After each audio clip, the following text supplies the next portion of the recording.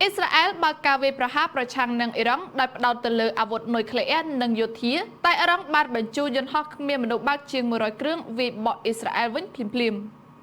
អ៊ីស្រាអែលបានធ្វើការវាយប្រហារប្រឆាំងនឹងប្រទេសអ៊ីរ៉ង់នៅយប់រំលងអាធ្រាត្រចិនចូលថ្ងៃសុក្រនេះដោយបានកំណត់គោលដៅលើទីតាំងនុយក្លេអ៊ែរនិងយោធារបស់អ៊ីរ៉ង់បន្ទាប់ពីប្រធានាធិបតីអាមេរិកលោកដូណាល់ត្រាំបានប្រមានអំពីចំនួនដ៏ធំដែលអាចកើតមានឡើងនៅក្នុងតំបន់នាយករដ្ឋមន្ត្រី Benjamin Netanyahu បាននិយាយថាប្រតិបត្តិការរបស់អ៊ីស្រាអែលបានវាយប្រហារលើបេះដូងនៃកម្មវិធីពង្រឹងនុយក្លេអ៊ែររបស់អ៊ីរ៉ង់ដោយផ្ដោតទៅលើកន្លែងបរមាណូនៅណាតាននិងអ្នកវិទ្យាសាស្ត្រនុយក្លេអ៊ែរលោក Netanyahu បាននិយាយថាប្រតិបត្តិការប្រឆាំងនឹងប្រទេសអ៊ីរ៉ង់នឹងបន្តជាច្រើនទៅទៀតប្រព័ន្ធផ្សព្វផ្សាយរដ្ឋរបស់អ៊ីរ៉ង់បាននិយាយថាអគារលំនៅឋាននៅក្នុងទីក្រុងតេរ៉ានក៏ត្រូវបានវាយប្រហារផងដែរដោយបានសម្លាប់ជនស៊ីវិលមួយចំនួនរួមទាំងស្ត្រីនិងកុមារផងដែរដោយទូរទស្សន៍រដ្ឋបានរាយការណ៍ថាភ្លើងនិងផ្សែងត្រូវបានគេឃើញនៅកន្លែងសំខាន់មួយចំនួនសម្រាប់ឆ្មាំបដិវត្តអ៊ីរ៉ង់ខណៈដែលការផ្ទុះក៏ត្រូវបានគេឮនៅក្នុងទីក្រុងណាតាននៅក្នុងខេត្តភាគកណ្ដាលរបស់ប្រទេសអ៊ីរ៉ង់ផងដែរប្រព័ន្ធផ្សព្វផ្សាយអ៊ីរ៉ង់បាននិយាយថាមេដឹកនាំឆ្មាំការពារ Hossein Salami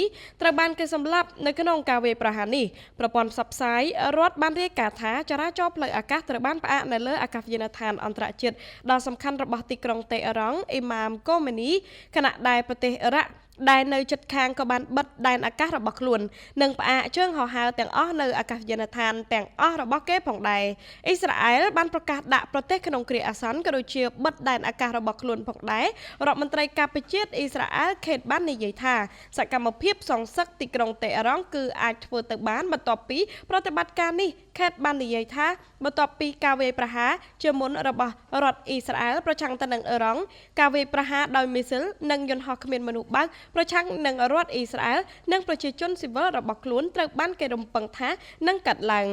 ដោយមិនបង្អស់យូរប្រទេសអ៊ីរ៉ង់បានបញ្ជូនយន្តហោះគ្មានមនុស្សបើកជាង100គ្រឿងធ្វើការវាយប្រហារទៅកាន់ប្រទេសអ៊ីស្រាអែលវិញនៅក្នុងរយៈពេលប្រមាណម៉ោងនាព្រឹកថ្ងៃទី13ខែមិថុនាឆ្នាំ2025នេះប៉ុន្តែកងទ័ពអ៊ីស្រាអែលនិងប្រព័ន្ធការពាររបស់ប្រទេសកំពុងធ្វើការដើម្បីបន្សាបយន្តហោះគ្មានមនុស្សបើករបស់អ៊ីរ៉ង់ទាំងនោះ នេះខ្ញុំរ៉ាលីពី Big News